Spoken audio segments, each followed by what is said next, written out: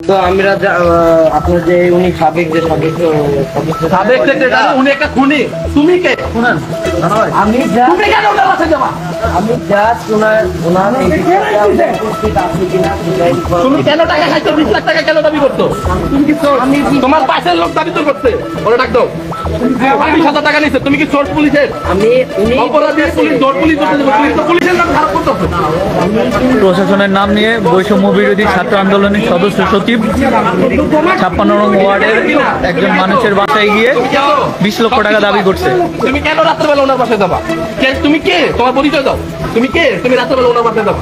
তুমি বাসায় যা ওনারা পাইছো, ওনারা ধরে পুলিশের উঠাই দিল না কেন? ওটা কেন দিল না? ওনার নামে মামলা আছে, তুমি মামলা চাচ্ছিস। আপনারা যা বাসায় যা ধমকে আসছে, তুই কে? তুই কে? তোর গেলে আমার খারাপ লাগলো, তুই কে? কি ধমকে আমরা আজকে থানায় যোগাযোগ করি, মেট্রোপলিটন থানায় যোগাযোগ করি এবং ডিবিতে আমরা যোগাযোগ করি। সব জায়গা থেকে যোগাযোগ করার পরে বাবার নামে কোনো ওয়ারেন্ট আছে কিনা, মামলা আছে কিনা, এই ব্যাপারে আমরা নিজেরা সরাসরি জানার চেষ্টা করি। জানার পরে আমরা জানতে পারি আমার বাবার নামে কোনো মামলা নাই, কোনো জিডিও নাই, কিছু নাই। আওয়ামী লীগ খেতাইতেছে ভালো কথা, কিন্তু আমার কাছে ঝুট চাই কেন? মানব বন্ধন তাই আমার কাছে ঝুট চাই কেন? আমি বললাম আরে ভাই আমি তো জানি না। একটু আগে তো পুলিশে বললো ওনারা পরিচয় দেয়। আমি বৈষম্য সত্যি ভাই বেটা বৈষম্য আমি কি বৈষম্য কিছু সত্যি তুই বৈষম্যের কমিটি আছে এখন? ওনার বাসায় যাওয়ার এই যে ওনার বাসা, ওনাদের বাসায়, ওনাদের বাসায়, হ্যাঁ। ওনাদের বাসায় বলো কথা হচ্ছে সেখানে যাওয়া হয়েছে একটা ইনফরমেশনের ভিত্তিতে যে ইনফরমেশনটা কে দিছে? সোর্সটা কে? আমি বলি যে কোনো ছাত্রই দেখ বা যেই দেখ দিছে হ্যাঁ, ছাত্র দিছে। ওনার নামে কোনো মামলা ছিল? মামলা ছিল কিনা প্রশাসনে? আমার বিষয়টা আপনি শুনতে হবে। হ্যাঁ। সেখানে আমি যাই, সেখানে যাই আমরা ওইখানে ওয়েট করি প্রথমে। আচ্ছা আচ্ছা আচ্ছা, দাঁড়ান। কোনো যদি কেউ ক্রিমিনাল থাকে তার বিরুদ্ধে মামলা ছাড়া তার বাসায় তো যাওয়া দূরের কথা, তার বিপক্ষে কোনো ব্যবস্থাই নেওয়া যায় না। সেই ক্ষেত্রে আমরা ডিএমপি তে যোগাযোগ করছি, ডিএমপি তে ক্লিয়ার করা ওনার নামে কোনো মামলা নেই, কোনো জিডি নেই, কিচ্ছু নেই। তাহলে ওনার বাসায় কেন গেছেন আপনারা সেটা বলেন। উনি হয়েছে হ্যাঁ, 2021 সালে ছিল, তারপরে থেকে উনি আর রাজনীতিতে সক্রিয় ছিল না। যাই আমার কথা শুনুন, দিছে যে পরবর্তী সময় টাকা হবে। এখন আমি যাই, যাওয়ার পরে ওইখানে ওনাদের সাথে আমরা কথা বলি। ওনারা কথা বলার পরে ওনারা প্রথমে নার্ভাস ফিল করে, পরবর্তীতে ওনারা আমাদের সাথে কথাবার্তা বলে। ওনারা একটা পর্যায়ে আমাদেরকে আপনারা টাকা পয়সা দেওয়ার চেষ্টা করে। কয়জন গেছিলেন? কয়জন গেছিলেন আপনারা? এই যে আমার তাহলে উনি আমার এতগুলো কল কেন দিচ্ছে? 7-8 জনের মতো, 7-8 জনের মতো আপনারা গেছিলেন ভাই। তাহলে পুলিশের লোক কয়জন ছিল? প্রশাসনের লোক কে ছিল? জি, আমার সাথে বৈষম্যবিরোধী কয়েকজন স্টুডেন্ট ছিল। আচ্ছা আচ্ছা, হ্যাঁ হ্যাঁ, এলাকার কিছু স্টুডেন্ট ছিল, হ্যাঁ। এরা ছিল।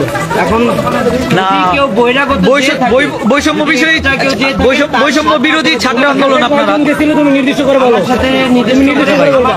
4 জন গেছিল। আচ্ছা, 4 জন গেছিল। আপনারা স্টুডেন্ট, বৈষম্য বিরোধী ছাত্র আন্দোলন, কিন্তু আপনারা হুট করে কার বাসায় গেছেন প্রশাসন ছাড়া? প্রশাসন ছাড়া আপনারা গেছেন। প্রশাসনের কে ছিল নাম বলেন? কারণ কোন একটা নির্দিষ্ট ছাড়া কেউ যাবে না প্রশাসন ছাড়া। নাম বলেন, নাম বাগায় টাকা খায়। নাম বলেন। ওইখানে ছিল হচ্ছে বৈষম্যের পরিচয় দিয়া, পুলিশের পরিচয় দিয়া। নাম মনে হয় চাঁদাবাজি করে 20 লক্ষ টাকা চাঁদা চাইছে ওনারা। আমাদের বাসায় ওনারা প্রথমে 2 জন আসে, বাসা ভাড়ার কথা আছে যে আপনারা বিভিন্ন ধরনের অকারেন্সের সাথে জড়িত, আপনার নামে 4টা মামলা আছে। তো যদি আপনারা আমাদের সাথে নেগোসিয়েশন না করেন তাহলে আমাদের নিচে পুলিশ ফোর্স আছে, আমরা ধরাই দিব। তো এই কথা বলার পরে আমরা নার্ভাস হয়ে যাই, ভয়ে ভীতিতে। তখন আমরা তাদেরকে কিছু বলি যে তাহলে কিভাবে এই জিনিসটা সমঝোতার মধ্যে আসা যায়। তখন তারা টাকা দাবি করে। তো এক পর্যায়ে তারা বলে 4টা মামলায় 5 লাখ টাকা করে 20 লাখ টাকা দিতে হবে। তো তখন আমাদের বাসায় আমাদের কাছে ক্যাশ ভাঙতি টাকা 20,000 টাকা ছিল। ওনাদের একজন সভাপতি ছিল আসিফ নামের, ওনার হাতে আমি টাকাটা দেই ওনার সামনেই। তো দেওয়ার পর তারা এই টাকাটা নিতে চায় না। পরে আমাদের উপরে ভাড়াটিয়াদের কাছ থেকে আরো এইভাবে সেভাবে মিলে আরো 6,000 টাকা মেয়াদ করে 26,000 টাকা মোট দেওয়া হয়। দেওয়ার পরে ওনারা আমাদেরকে আলটিমেটাম দেয় যে আগামীকালকে সকালের মধ্যে 11টার মধ্যে 5 লক্ষ টাকা রেডি রাখার জন্য, এবং বলে যে 5 লক্ষ টাকা রেডি না রাখলে বাবাকে পুলিশে দিয়ে দিবে। কোনো মামলা আছে কিনা, এই 2টা ছিল সাথে ছিল। এবং মুক্তারকে লাগবে, মুক্তারের ফোন ভাই বলেন বলেন, এটা বলেন। এবং পরবর্তীতে আমরা হেডকোয়ার্টারের খবর দেই। হেডকোয়ার্টারের খবর দেওয়ার পরে metropolitan police, GMP, Gazipur metropolitan পুলিশেও আমরা যোগাযোগ করি, এবং সেখান থেকেও বলা হয় যে আমার বাবার নামে কোনো ধরনের কোনো মামলা নাই, কোনো জিডিও নাই।